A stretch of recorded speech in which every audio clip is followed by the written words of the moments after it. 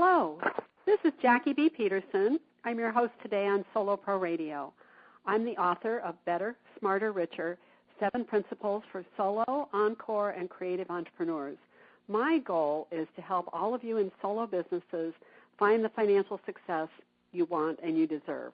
And what I've learned over my years as a CPA and as a consultant and a business advisor is that solo businesses are distinctly different from traditional businesses.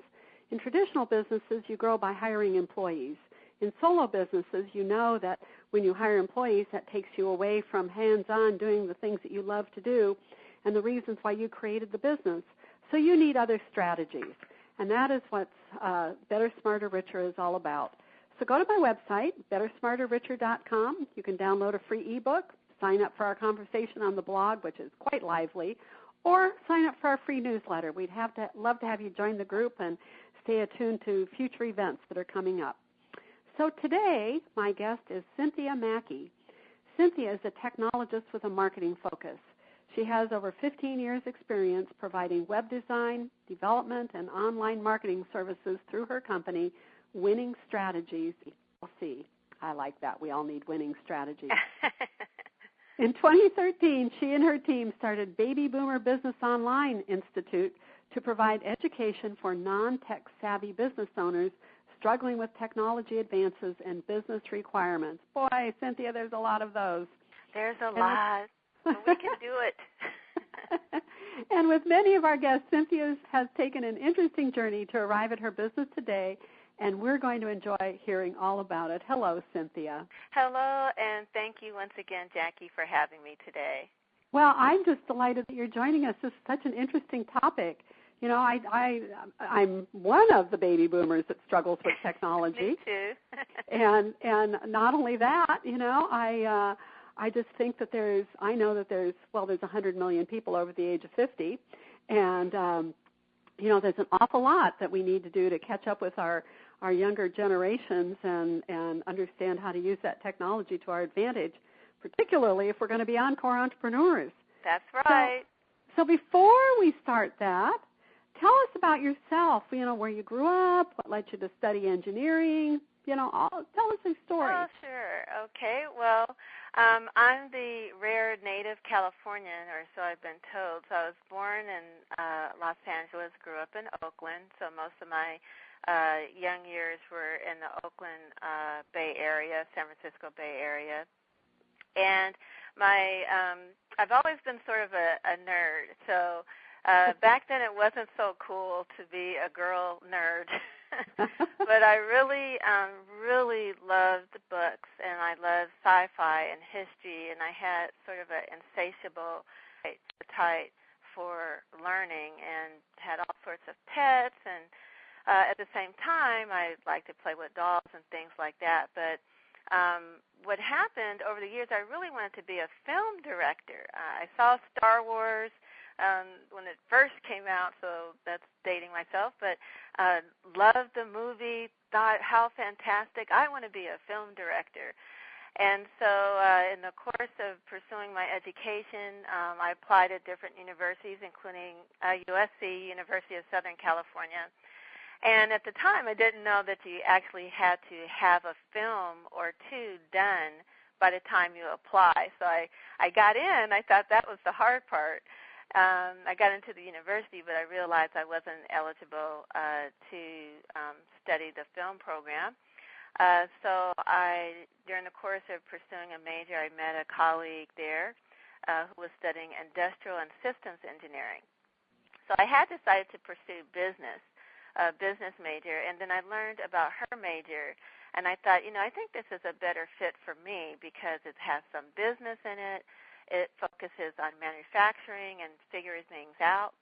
I grew up with a lot of males in the family, cousins and brothers, so I often was trying to compete with them and do what they did, so a bit of a tomboy on top of it. So that major allowed me to apply that background and interest to my career. So I majored in industrial and systems engineering at USC. And wow. It did end up being an edge for me, I would say. Wow. Were you the only woman in the department at the time? That's an interesting question. No, actually, I was not. I was one of less than 5. Mm-hmm. But what was very wonderful is that, as happenstance, there were several women in engineering, but we were split up across disciplines: civil engineering, biomedical engineering, whatever the discipline was. And within a discipline, it might be only 1 or 2. And it was my friend that was majoring in engineering. We were at the same year, the same class. But there was also a woman who preceded me who became a mentor of sorts. And she's now a general in the Air Force. Oh, my goodness. Yeah, she's a phenomenal woman.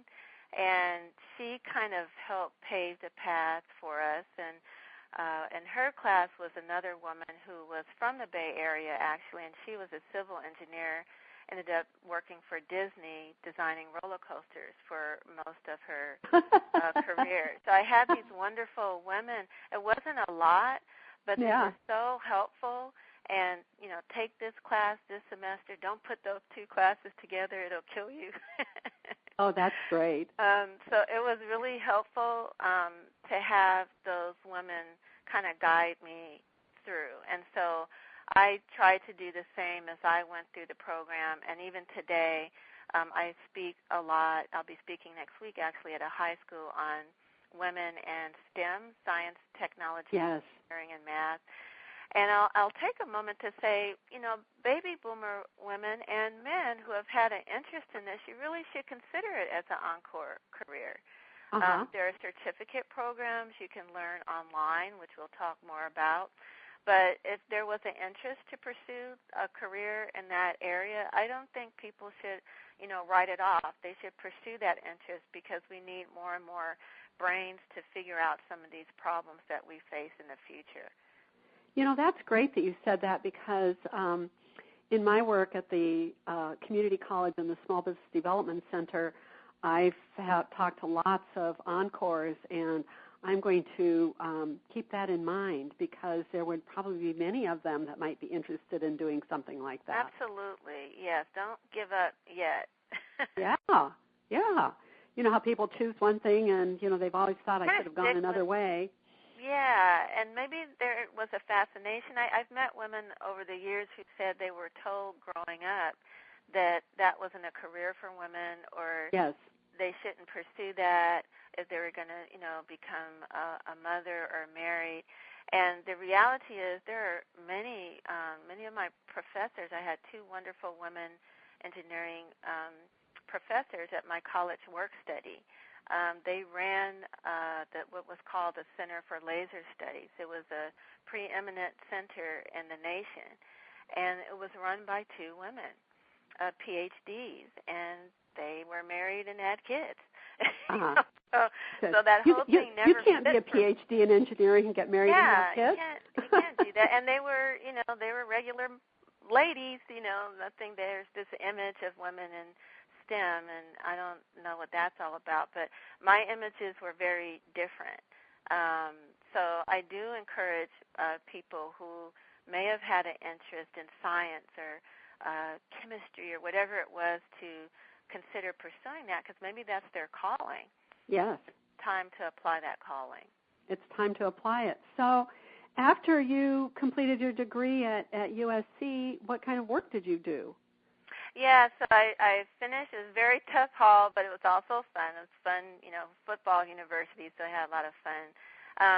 I ended up working at an aerospace, so I wanted to stay in Southern Cal. It was a fun place to live as a young single person, and I ended up working at Hughes Aircraft. So I worked in the aerospace industry for many years in manufacturing. That was another great experience in terms of working in a large organization and also an organization that did a lot of defense contracts. So I learned a combination of working with the federal government, working in aerospace. It was very exciting engineering work to do. We did radar systems for all of the at the time, F-14, F-15, and F-18 fighter planes. Wow, how interesting. It was very interesting. I worked a lot in robotics, and eventually in another company ended up doing artificial intelligence work. So oh, my goodness. was very exciting and interesting work. It also gave me I had the best bosses I ever had were during my career in aerospace. That's so interesting. Yes. So what moved you from working in aerospace and, you know, all this big technology and engineering stuff to starting your own business and freelancing in digital technology? How'd you make that shift? Well, that's a good question. One thing about me, I'm a quick learner and I get bored easily. So corporate is great, but I felt pigeonholed. So once you had a particular title and I felt that I could do something beyond that, it was hard to be moved to something totally different. So I ended up jumping around to different companies. So there is a term for that, but I can't remember. But back then, I went from aerospace to banking, and I ended up in telecommunications at Pacific Bell. And at the time, that was when data services was being introduced as a product, selling to corporations. It was new. For many years, for decades, they only sold phone service, and now they were selling services to actually provide data across the network. You know, this is common to do now, but that was a new thing for the telecommunications to offer those services for clients. So I jumped to a program to learn that, and then eventually Pacific Bell was one of the first companies to offer Internet services under a separate company. I joined that company and learned a tremendous amount, but that's when what they call the .com era started taking off. And so I learned a lot. I worked on a product that was a predecessor to broadband Internet, and then I quit because I got bored again, and I ended up freelancing to many of former colleagues and then picking up jobs in Palo Alto and Cupertino, mostly contract jobs. So I worked with Web TV that was acquired by Microsoft. I worked for a large interactive agency, worked as interim director and VP for startups, did a variety of work. But that's when I started realizing, Jackie, that how do the small businesses participate in this web thing? At the time, it was very expensive to do websites, 7 figures, upper 6 figures, 7 figures. And living in Oakland and commuting to the Silicon Valley, it was kind of two different worlds. And so in my long commute, my brain started, working on this problem. How do I help small businesses? And then that's when I started Winning Strategies. I got that contract and started Winning Strategies. Worked for startups. I had to make money and pay my bills along the way, so did a few small contracts. Worked for a couple startups, and then saved money to start Winning Strategies and help small, medium businesses use Internet services to their advantage. Sounds like it was a journey of the heart, saying, hey, wait a minute, there's multitudes of these small and medium-sized businesses, and they need to have access to the technology because it's giving the bigger companies a tremendous competitive edge, and how can I help them do that? It was a journey of the heart, but I am a capitalist. I do of course money. You are. So, I'm a weird mesh, So it was a journey of the heart, but I'm really up for a challenge. I always took or was assigned challenges in companies where they didn't think it would go far, and so it was kind of inbred in me, small companies, they can't do this, they can't afford it, it's not for them. I'm like, wait a minute, but there's a volume opportunity here. There, tens or hundreds of thousands of small businesses, not just in the U.S., but globally. So I actually, believed there was a model, and that's when I decided to kind of investigate and see what would work. And so that's when I started Winning Strategies. And then it led me to the I would say, more established small businesses who maybe have been around for 10 or 20 years who are run by baby boomers. And that's when I discovered they were having, particular difficulties as well. Oh, my goodness, yes. Yes. Oh, my goodness, yes. I have a 2-year-old granddaughter, and I was over at her house the other day, and she sat with her dad's iPhone, and, she's 2, and she knew exactly how to call up Angry Birds and play it. Yes. And, her little finger on the keys, and I'm thinking, holy moly, I still struggle with my smartphone, and here she is just moving around on it, Exactly. And, some of us, in fact, they're calling that generation, the digital natives. And, some of us who are way over at the other end of the world in our baby boomer generation are just going, oh, my goodness, this is changing so fast. And we're having to catch up, and we need to catch up. We have to catch up. We have to be fluent in the technology. Well, yeah, this is what's interesting, Jackie. It's an interesting thing to me, and many people have written about this.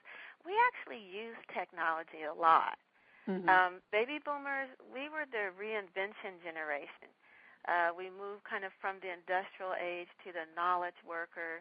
Computers were introduced to us in the work environment. We used software packages to help us perform work. There was something called a mainframe years ago. Mm-hmm. And so we reinvented and we really kind of bolstered up the middle class. So technology is not foreign to us. There used to be the Palm. Remember those Palm pilots, which I really enjoyed that. So we use technology, but what our challenge is now, I believe, it's the exponentially rapid growth of technology is something that we haven't encountered before. We kind of got to sit with it and be comfortable and all squishy, with our technology. We learn it for our TVs. We learn it for our tablets, for those really important tools.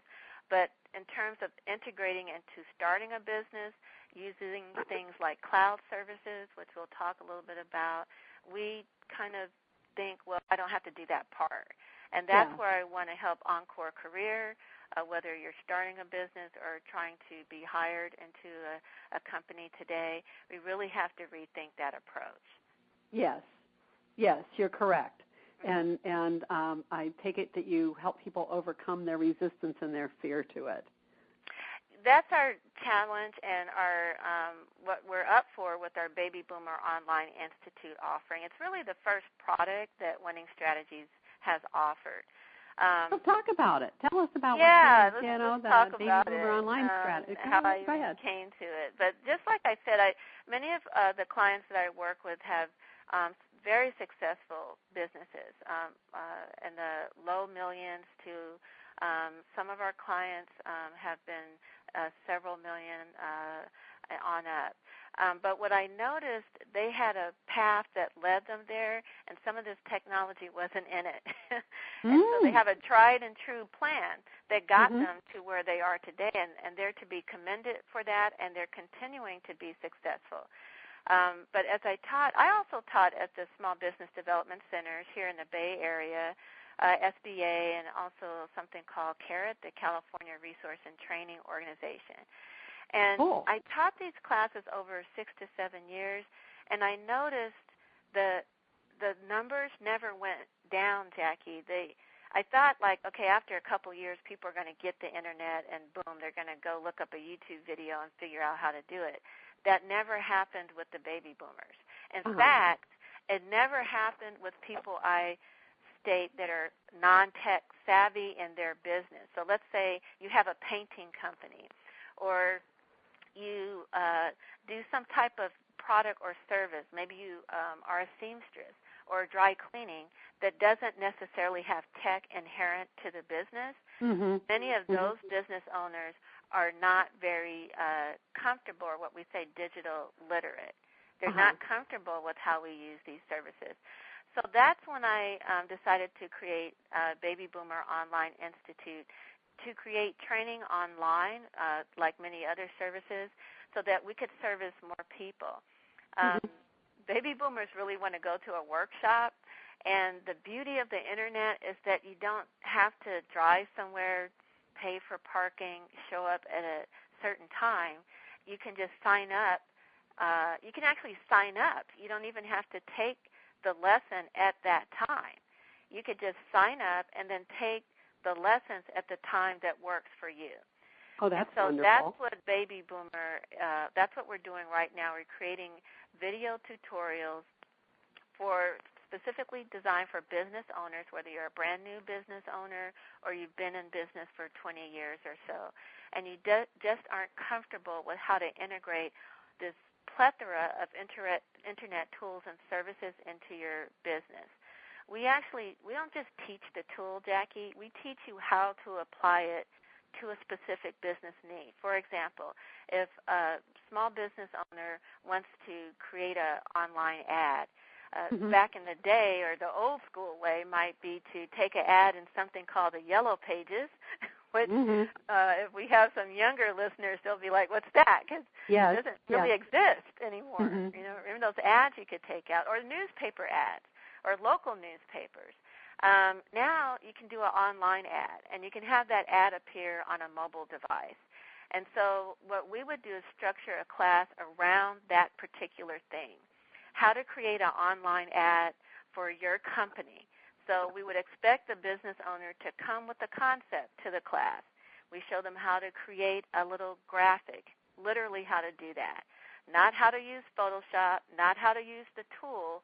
There are much better classes for that. We teach them sort of a scalpeled approach. This is how you would do this online ad. This is how you launch it.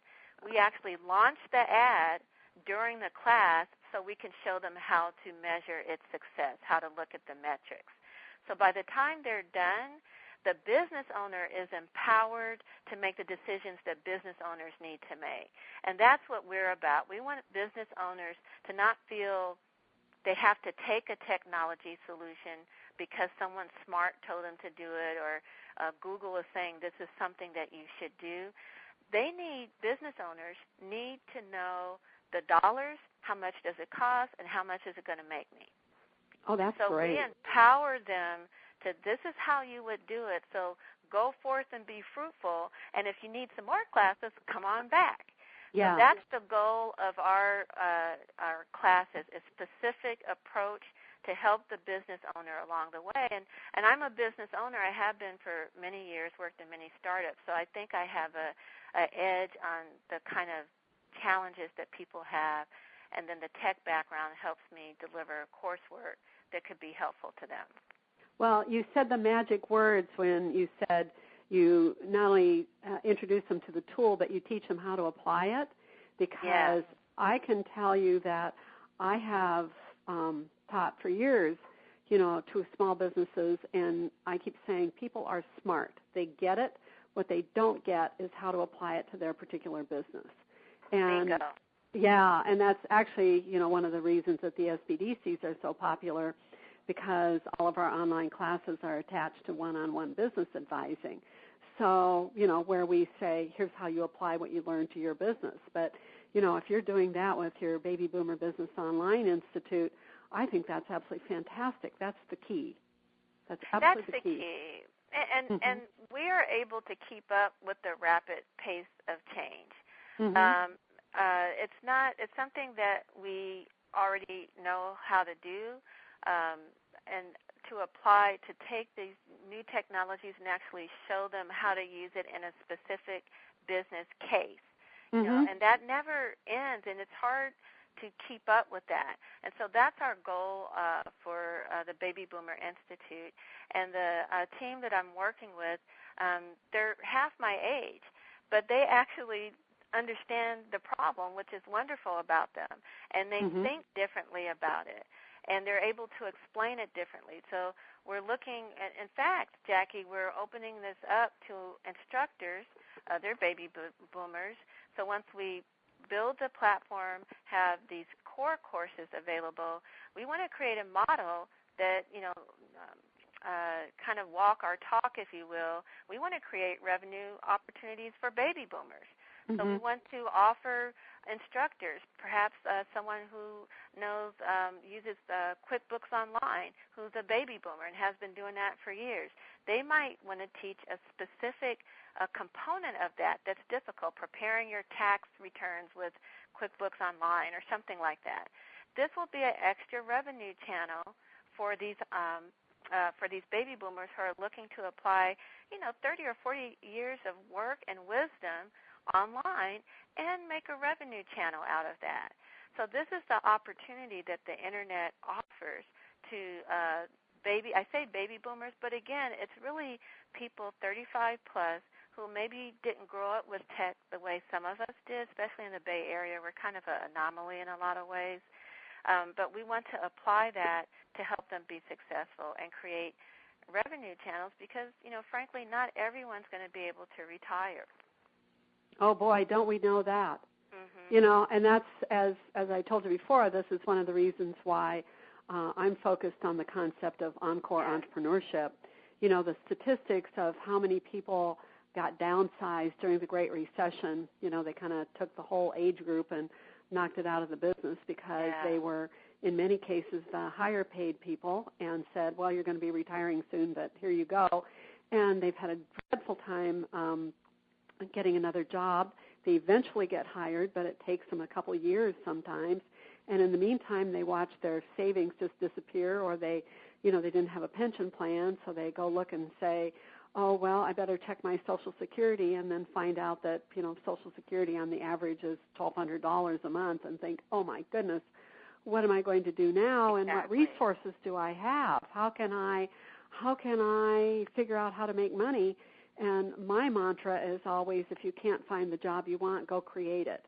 And, that's right, Jackie. That's the encore entrepreneurship that we're talking about, and I'm quite excited about it because I've seen people, take their own future into their own hands and solve these financial problems.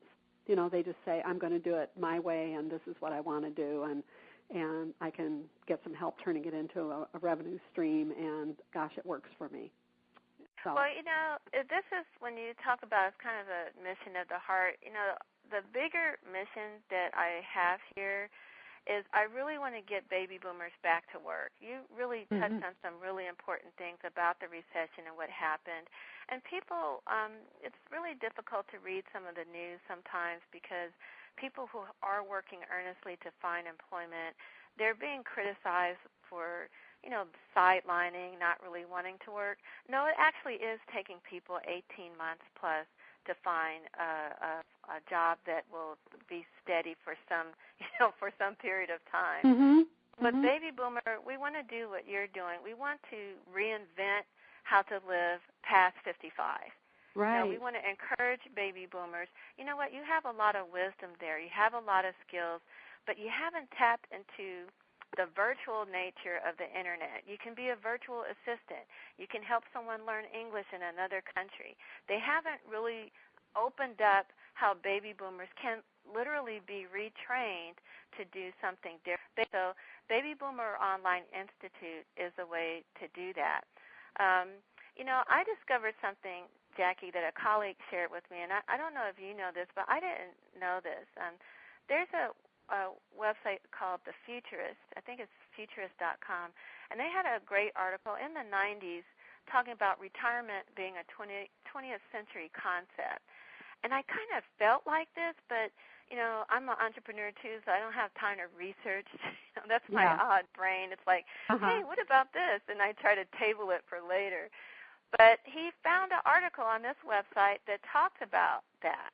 And essentially it was eye-opening because it said when Social Security was created, the age was 65 that you were, quote-unquote, supposed to retire.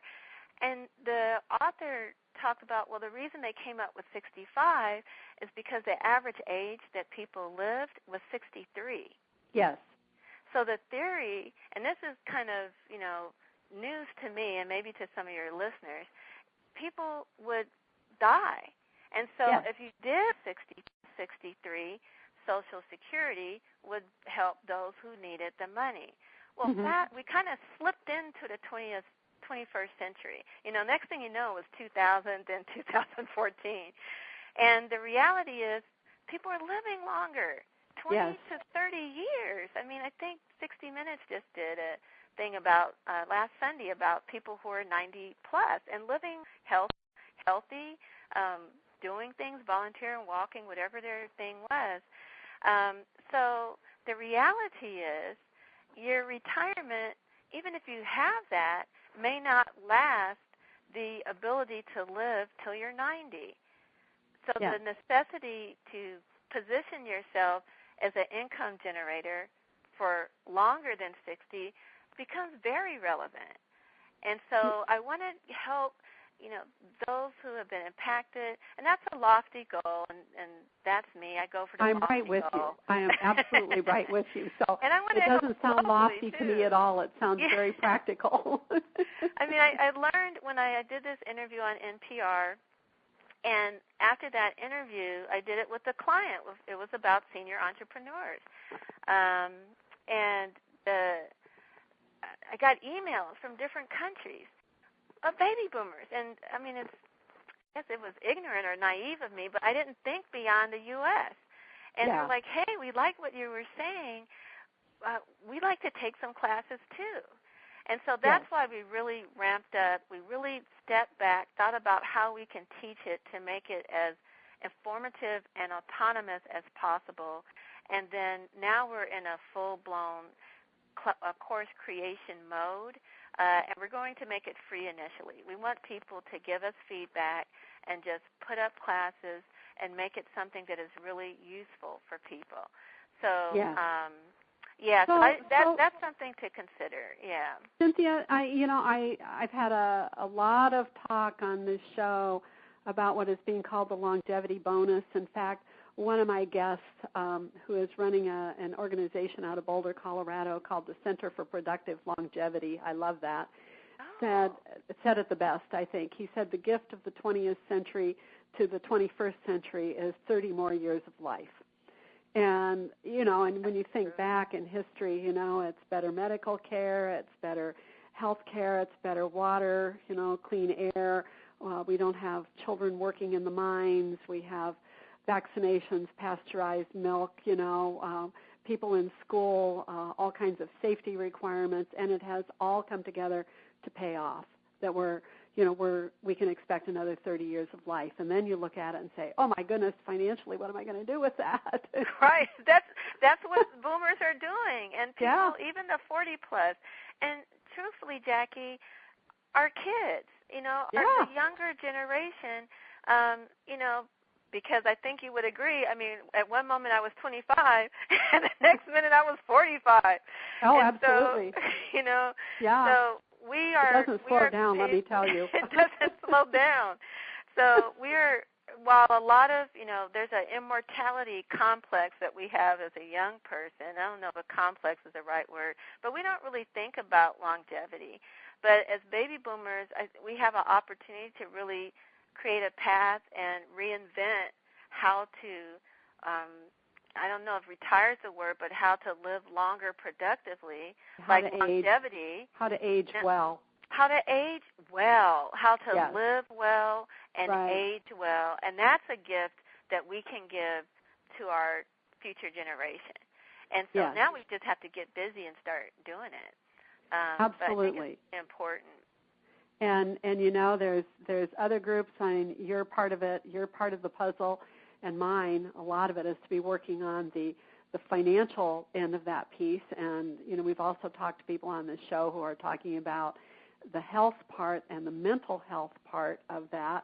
And what do we do? And then we've been talking to people about, well, how are we going to live, and how are we going to maintain households, and all of this stuff. It's a huge issue, and it is very exciting to be part of it. And I'm thrilled that your Baby Boomer Business Online is part of it. It sounds like you're doing great stuff.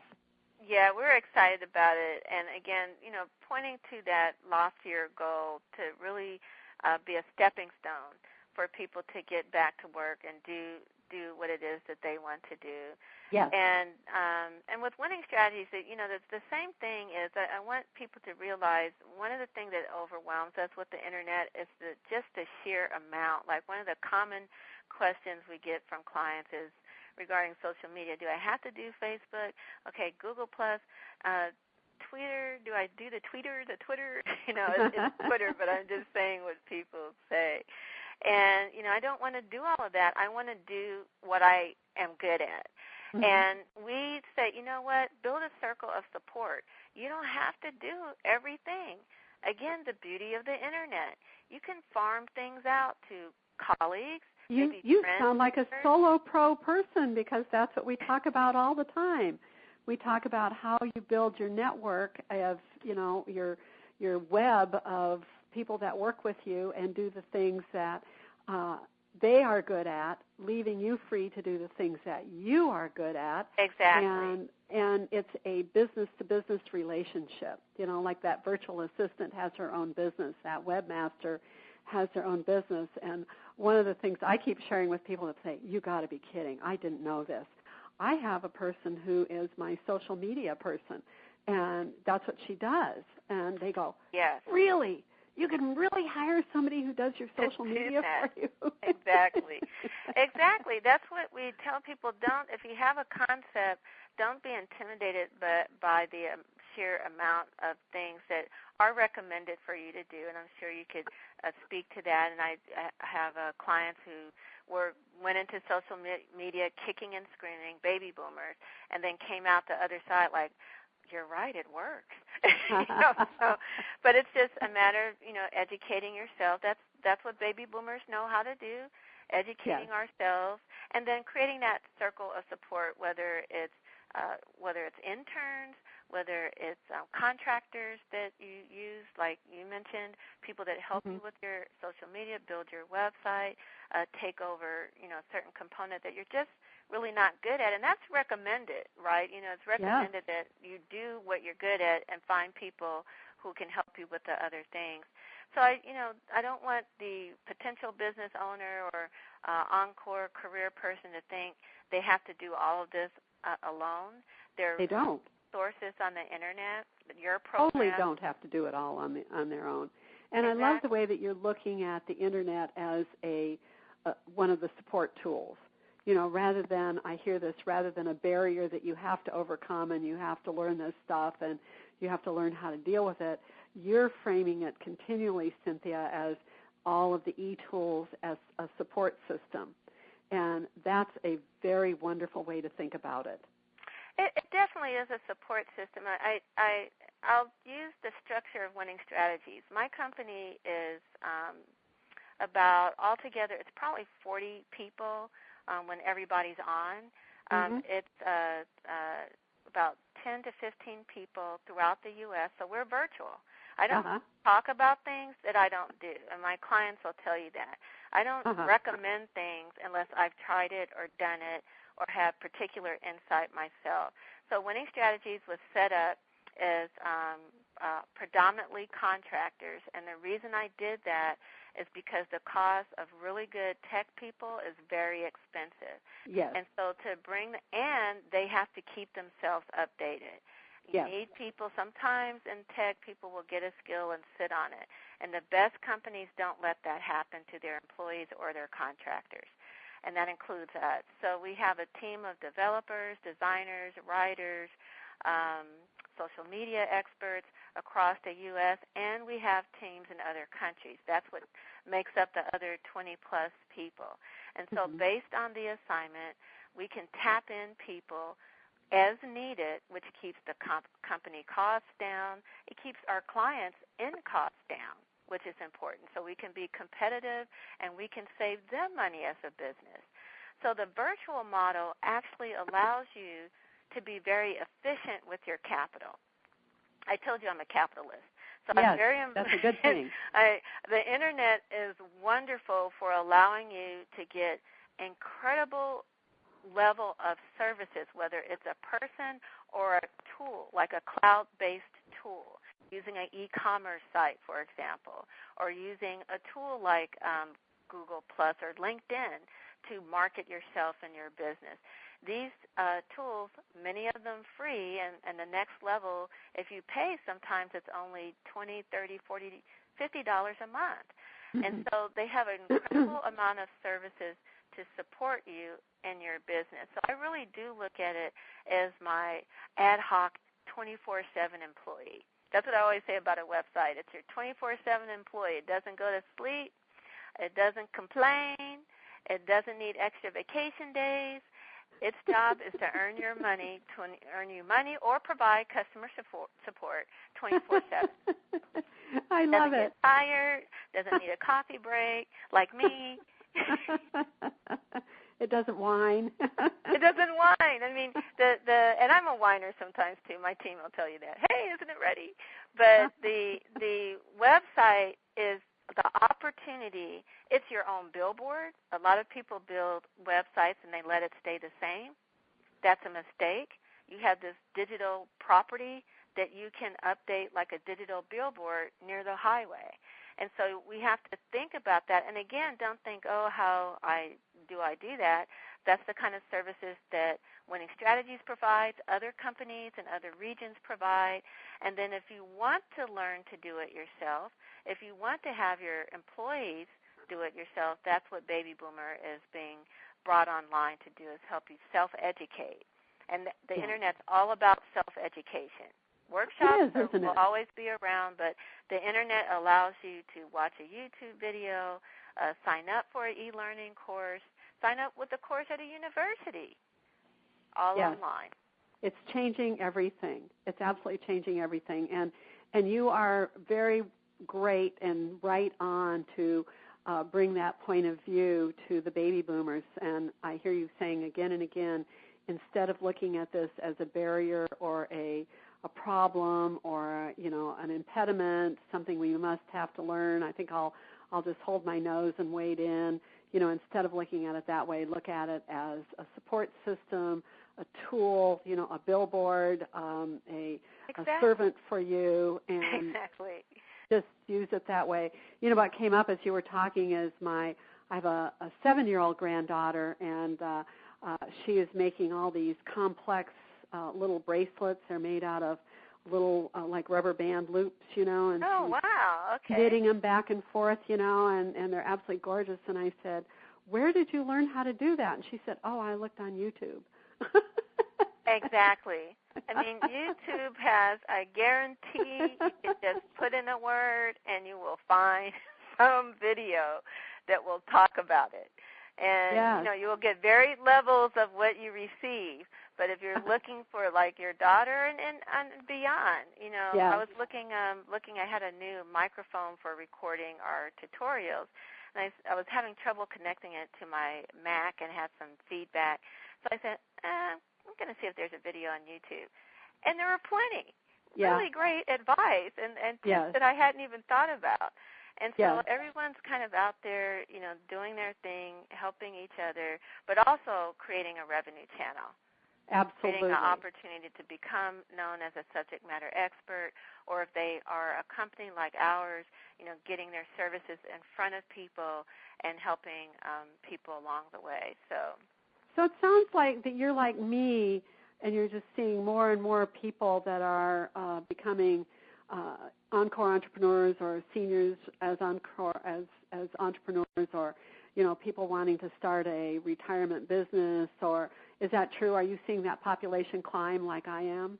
I agree with you. It's climbing. It's slow. It's just starting, sort of like a roller coaster. That little slow grade. That's kind of where it's kind of in just approaching the middle. It's slowly starting to get there. And I do think it'll get to the top, and then boom, you're going to have all of these boomers who I got it. And again, 40 plus, the age group, I use the term to kind of catch attention, but the age group varies. And, I'll say there are a lot of success stories out there as well. I know numerous consultants, people who worked in corporate, and like you mentioned, maybe have a CPA or specialize in marketing, or great designers or writers who work from their home and make a good living. And they define what good living is, but they are been at home for many years. I know individuals who, I'm co-authoring a book with one of my clients who became a friend. Mannequin Madness is her company, and she bought mannequins. She's a boomer. We did the NPR interview together. She bought 50 mannequins, started the business, and when she came to me, I helped her with her initial social media. And she's like, I don't want to do Facebook. She was constantly saying, and she'll admit that, I don't want to do this, Cynthia. I'm trying to focus on selling my mannequins. So finally she, went into the process of educating herself, really good questions, business owner questions. I love working with business owner questions. Right. Because it's a different kind of question. And it's a challenging question to answer. So we educated her on a few things. And fast forward to today, and it takes time. I think it's been a year and a half or so. She is in the Bay Area. You type in mannequin on the search, her business comes up.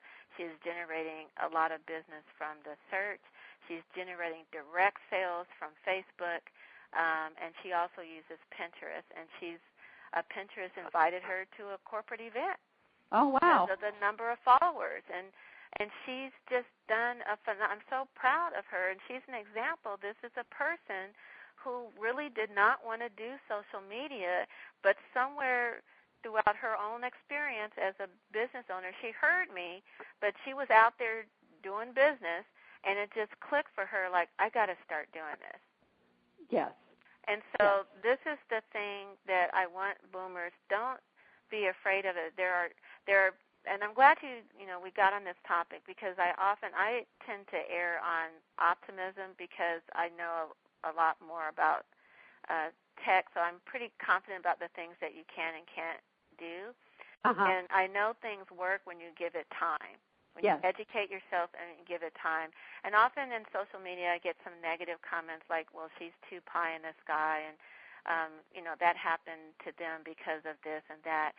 And I want to say this for people who might be listening, there are naysayers out there, but there are naysayers all along the path of life. Yeah. So you have to decide what it is for you. There are a tremendous amount, and you probably know many as well, Jackie, of success stories where people are using the Internet to help them grow their business.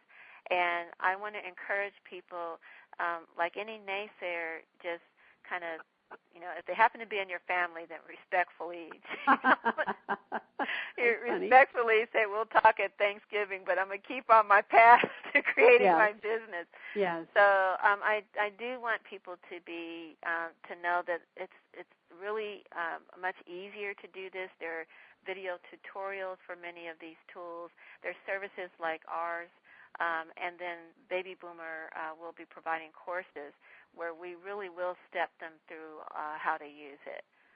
Oh, that's just absolutely fabulous. I have just loved what you've been saying, Cynthia, and I'm a great proponent of, solopreneurship, because it's so easy as a way to monetize your expertise and monetize your knowledge, which I think a lot of encores are doing. And to do that and to reach the market that you want to reach as a solo, you've really got to use the e-tools, at the least a good website, and then come right behind it with social media and do such things as, Google Hangouts and Skype and, all the different ways you can connect, and webinars and teleseminars. And, you just absolutely have to do that if you want to be a vital, growing solopreneur.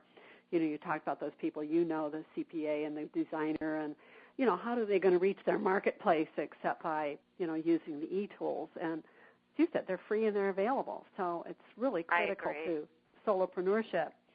So we're about out of time. We've had a wonderful, wonderful conversation, and I know I've got listeners who are just absolutely resonate with what you've been saying. So let me ask you this. What's one piece of advice you have for listeners on baby boomers and their digital proficiency? You got one piece. One piece of advice I would say is try something on the Internet in the next 48 hours. You can't. Oh, good. Okay, everybody, you heard her. Break the Internet.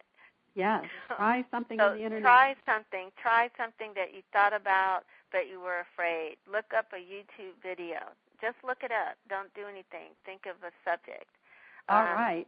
I love it. For a class. Mm-hmm. So I want to thank you so much for your time. And, again, I'm sure some of our listeners would love to contact you and learn more, take a look at the Baby Boomer business online. So can you give us some contact information? Sure. The best way is to go to babyboomerbusiness.com. You can also follow us on Facebook. If you're a Facebook user, it's Baby Boomer Business Online is the Facebook page. And then the best way is to email me from babyboomerbusiness.com if you have specific questions. You can also call me, but I will say I'm not very good at returning calls, so I really encourage email. I'm just so busy that I get to calls much later, sometimes a couple days later. So email, I'm always online, but the number is 510-835-3334. That's where you can reach me. And if they have immediate needs or help with social media, experts or marketing, digital marketing, winning strategies, can provide services for that today. So. Oh, that's wonderful. I love it. Well, again, thank you so much. And, you've given us a really positive view and I think probably shifted some people's thinking from, as I say, this is a barrier to this is an opportunity, and how can you beat that? So, everybody, this is Jackie B. Peterson at Solo Pro Radio, and I'm going to be tuning off in a minute, and I hope you'll go to our website, bettersmarterricher.com, and if you are one of these wonderful baby boomer business entrepreneurs we've been talking about for a long time, go take a look at Better, Smarter, Richer to help you put together that solo business where you can monetize your expertise and take advantage of the absolutely wonderful e-tools that we've been talking about so greatly with Cynthia today, and learn what you need to do to make that solo business successful. Sign up for the free newsletter. Sign up for the blog. You can join our conversation on the blog and see past radio show episodes. They're all there. And buy the book, of course, because it's a fill-in-the-blanks workbook, and it'll help you think about your business differently. So I hope to hear from you. I hope you'll tune in and listen with us again next week. I also hope to hear from you on the website, and I look forward to chatting with you. Thank you, everybody, and goodbye.